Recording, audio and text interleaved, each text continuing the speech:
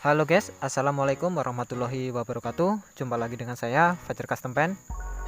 Oke, di kesempatan kali ini saya ingin menjawab pertanyaan teman-teman semua yang ada di kontak WA saya melalui konten yang saya buat kali ini. Untuk pertanyaan teman-teman semua yang banyak masuk di kontak WA saya, yaitu bagaimana cara agar hasil airbrush bisa maksimal. Untuk itu di kesempatan kali ini saya ingin mengulas kembali bagaimana tips dan triknya supaya teman-teman bisa lebih memahami lagi, yang tentunya dengan tips dan trik versi Fajar Custom Pen. Oke, seperti apa proses dan langkah-langkahnya? Langsung saja simak videonya.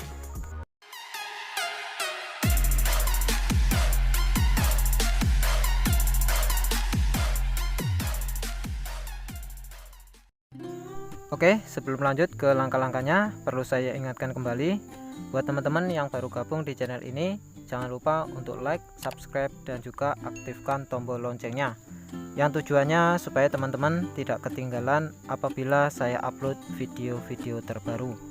Karena di channel ini saya akan terus berbagi trik-trik dasar di seputaran pengecatan yang saya khususkan buat teman-teman pemula.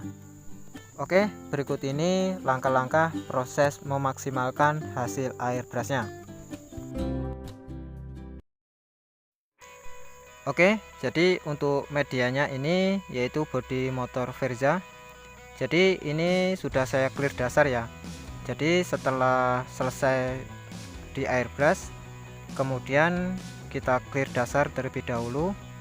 Ini sudah saya clear 2 lapis dalam 1 hari ya. 1 hari 2 lapis. Untuk jedanya itu 10-15 menitan. Dan untuk clear dasarnya bisa menggunakan clear NC, tetapi kalau untuk saya pribadi saya menggunakan clear view semua. Dan tujuan dari pengekliran dasar ini yang pertama yaitu untuk meratakan pori-pori pada permukaan media, dan yang selanjutnya juga untuk meratakan motif atau grafisnya. Setelah 2 hari kemudian kita amplas. Untuk amplasnya menggunakan amplas 1000 ataupun 1500 juga bisa. Jadi untuk jeda waktunya itu dari clear dasar ke proses pengamplasan itu saya biasanya 2 hari ya, tetapi tidak pasti 2 hari, kadang ya 3 hari, 4 hari, kadang juga sampai seminggu. Tapi untuk yang paling sering yang saya lakukan ini biasanya 2 hari. Setelah 2 hari kemudian saya amplas. Karena biasanya kalau sudah 2 hari clearnya ini sudah keras, jadi kalau kita pencet kuku seperti ini, kita pencet-pencet gini, clearnya ini sudah keras, jadi tidak berbekas. Kemudian setelah selesai kita amplas seperti ini, kemudian yang kita lakukan yaitu proses finishing atau pengekliran yang terakhir. Oke, untuk pengeklirannya saya menggunakan clear coat Nippon HG. Untuk pengekliran dasar ataupun finishing saya menggunakan clear coat yang sama ya. Sama-sama menggunakan clear coat Nippon HG. Dan ini untuk hardenernya, dan untuk thinner saya menggunakan thinner auto glow. Untuk perbandingan clear coat ini yaitu clear coatnya ini 4, kemudian untuk hardenernya ini 1, dan yang selanjutnya untuk thinnernya ini 3. Untuk mengukur perbandingannya supaya hasilnya bisa tepat dan akurat, teman-teman bisa menggunakan gelas ukur ataupun juga bisa menggunakan gelas plastik seperti ini untuk pengukurnya. Jadi untuk mengukurnya ini clearnya ini 4 gelas, kemudian untuk hardenernya ini cukup 1 gelas ini, dan untuk thinnernya ini 3 gelas. Setelah selesai kita aplikasikan, kemudian kita lanjutkan proses pengeklirannya. Untuk spray gun saya pakai Awarita nozzle 0,8. Untuk tekanan angin saya pakai di angka 40 psi. Nah, di sini teman-teman harus benar-benar memahami. Jadi untuk pengeklirannya ini setelah selesai kita amplas, untuk pengekliran yang pertama ini kita harus menyemprotkan tipis-tipis atau dikabut-kabutkan terlebih dahulu. Jadi jangan langsung ditebalkan untuk proses pengeklirannya. Selain itu untuk pengeklirannya kita harus bertahap ya, agar untuk ketebalannya bisa merata. Selain itu, tujuan menyemprotkan tipis-tipis terlebih dahulu yaitu supaya media yang sudah kita clear dasar tadi, yang sudah kita amplas, dan clear yang baru kita semprotkan ini bisa berinteraksi atau menyesuaikan, sehingga tidak terjadi keriting dan lain-lain. Setelah clearnya ini kita semprotkan merata ke semua bidang, kemudian kita diamkan 10-15 menitan.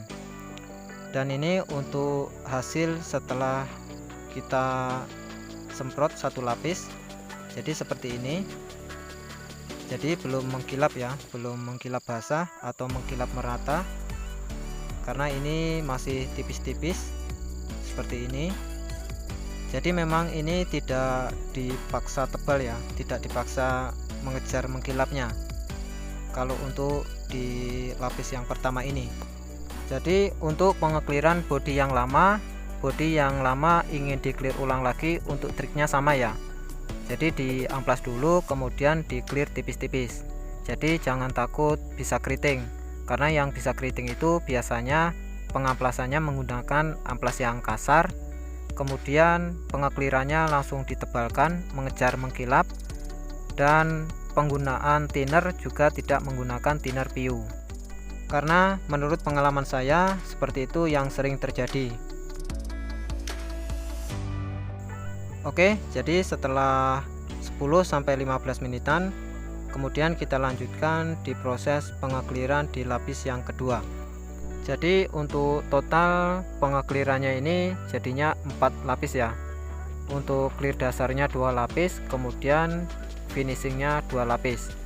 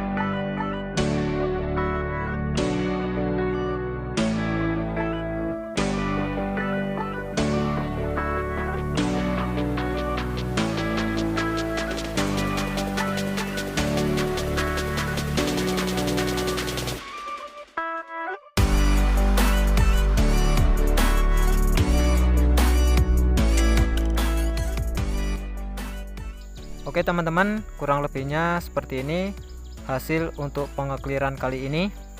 Dan apabila teman-teman ngalamin saat proses pengekliran terjadi lubang-lubang kecil seperti lubang jarum, itu biasanya terjadi karena clearnya terlalu kental, kemudian di saat penyemprotannya itu langsung tebal, sehingga terjadi lubang-lubang seperti jarum. Tetapi kalau bintik-bintiknya itu di dalam clear, bintik-bintik halus seperti buih, seperti air, itu biasanya karena pengeklirannya terlalu tebal.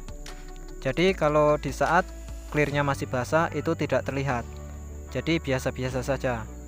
Jadi nanti setelah clearnya itu mulai mengering, baru buihnya itu terlihat. Itu terjadi karena pengeklirannya terlalu tebal, atau juga bisa terjadi karena clearnya tidak menggunakan clear PU, dan itu biasanya terlihat hanya dari dekat saja ya. Kalau sekilas dari jauh tidak terlihat biasanya. Nah, kalau bintik-bintiknya itu bintik-bintik putih dan kusam, itu biasanya karena clearnya itu dijemur. Jadi setelah di clear, dijemur ataupun terkena panas. Jadi seperti itu.